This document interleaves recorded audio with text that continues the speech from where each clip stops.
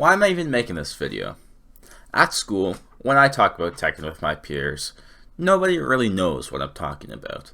This video is for myself, so I can solve this problem and show people what Tekken really is, instead of just a game that I am obsessed with, as they say. Also, as a disclaimer, I'm definitely not the most knowledgeable person on the subject of Tekken, but I thought it would be fun to make a video on it. What is Tekken?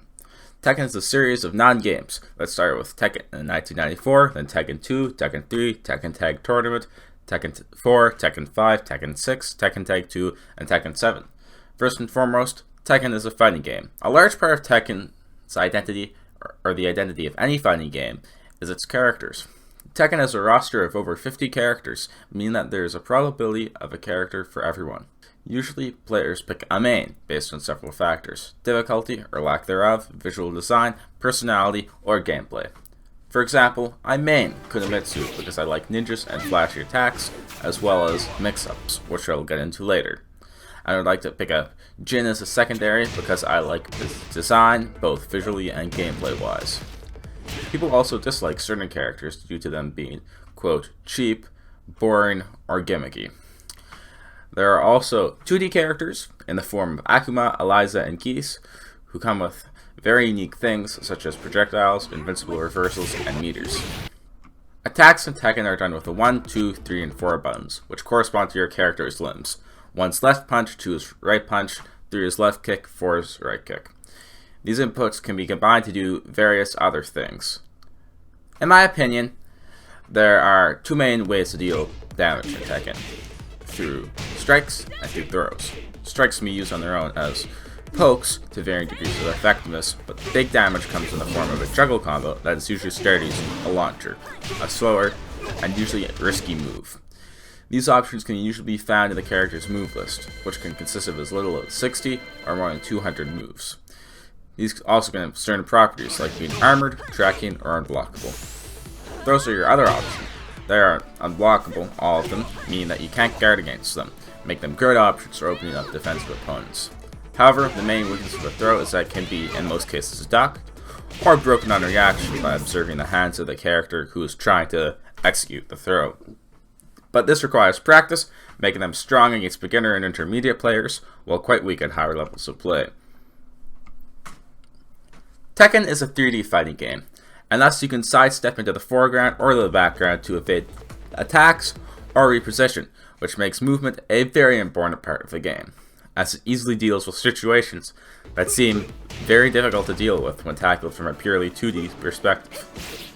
You can retreat by holding back to walk very slowly, or double tap back to do a more evasive backdash that can create openings for you to do something called whiff punishing, a situation in which you can hit your opponent who is still recovering from their missed move.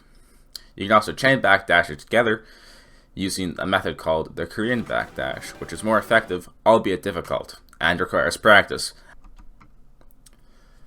When it comes to counter hits, it's when an opponent hits you while you are attacking, or before your attack lands. Because of this, they land a counter hit, which changes the properties of the move landed, such as giving more damage or full combo. These are usually quite fast, as they're usually and safe to throw to neutral. Counter hits, movement, and a plethora of punishment options make defense in Tekken very strong. A good way to deal damage in Tekken is through mix-ups, where you put your opponent in a guessing situation.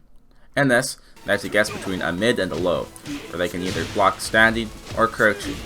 These usually come in the form of stances that one can enter manually or through another move. However, there are some ways to deal with mix-up besides guessing, like the previously mentioned movement. Something you should consider when applying the mix-up is risk versus reward. Basically, if your opponent guesses right, how vulnerable are you to a counterattack, and how much damage will this counterattack do?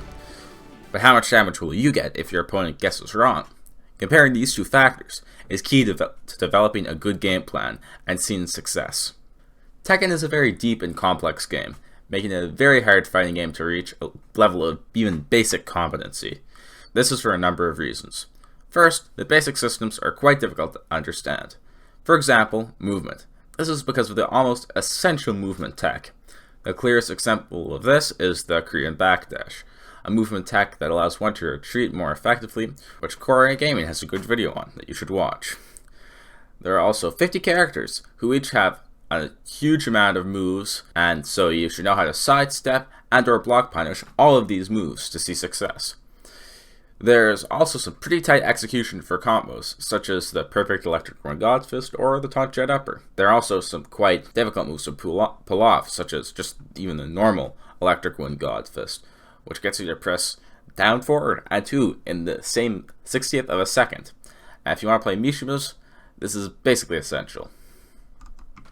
Rage is a mechanic in Tekken 7 which gives your character a marginal damage boost at low health. It also allows you to do a Rage Art, a fully armored, very damaging, but very unsafe move that plays a little cinematic if you hit it.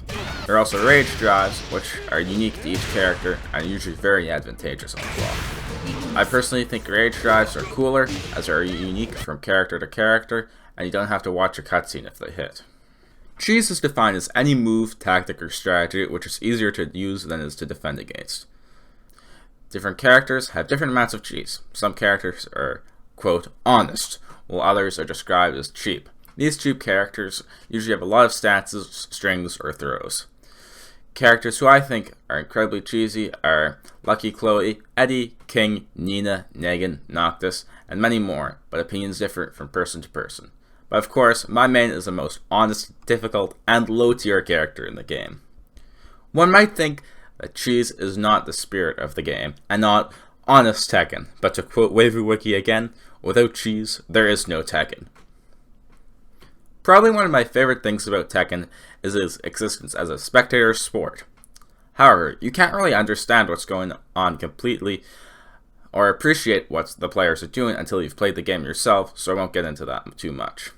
Moreover, the content creation scene on YouTube is astounding. People like the main man Sui, Aplay, That Blasted Salami are there to help players pick up the game. Folks like Arsenalty and Pang are also there to make those funny videos that you crave. Did Tekken fall off? I don't know.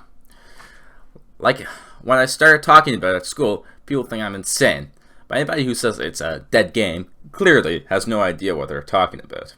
It might be hard to get into, but this just gives players even more satisfaction in learning the different characters, matchups, and mechanics, allowing players to almost endlessly hone their skills. All in all, Tekken is an underappreciated gem in gaming, and with the release of Tekken 8 around the corner, it is the perfect time to pick up the game. If you want to get a head start, you can pick up Tekken 7 for like $7 on Steam when it goes on sale. Just buy it. Oh, what a whip punish. He's got rage. He's going to resplat at the wall. He's got rage. It's going to hurt. Oh, my He's gosh. dead. Wow. Incredible. What a game. This puts me into probably the hardest.